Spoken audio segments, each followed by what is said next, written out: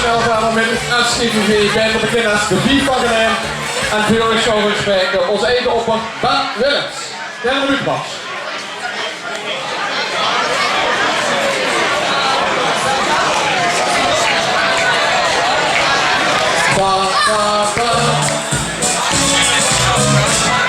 De gastenlopen van de beste iedereen. Die schalden die de vinger heen, de volle vliegerij. De moeilijkste bestraafde, sinds al de stad en land. De uren en de liefste, hebben het verstand. Kijk, lees de wieg, voor de gastenlopen iedereen. Kijk, lees de wieg, de vlieger iedereen.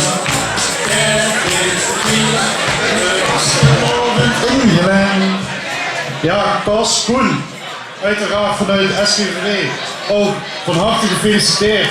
Maar als het SGVV komt, die komen niet voor de prinsen, die komen voor de jubilarissen. Dan, 1 keer 11 jaar bij de Ulen. De bus op dit moment, ja, de Uil met de meeste ervaring. Daarna kunnen we een paar jaar niks. Maar dan, ja, dan kom ik. Ja, dan, van harte gefeliciteerd met die jubileum. 11 jaar, niet niks. We hebben veel metgemaakt de afgelopen jaren binnen de Ulen. Maar doe steeds immer daar. Die hart ligt vooral bij de jeugd.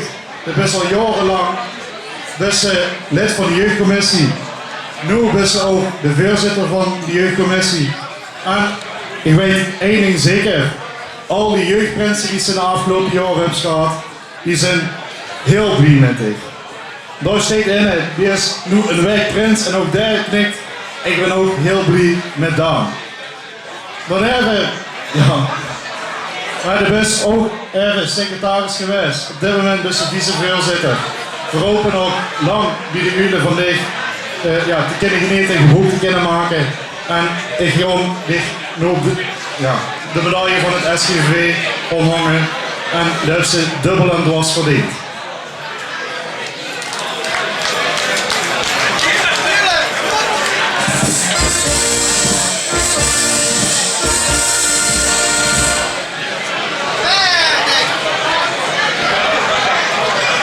Is dat nu? Ja, dan hoef ik niet meer naar het SGV-vergadering. Mogen andere jullie doen. Tot de ik op terug. Ja, Ulen, ja, dit wordt het vanuit de SGV. Gewoon even allemaal een handje geven en kunnen we door met de receptie. Dankjewel.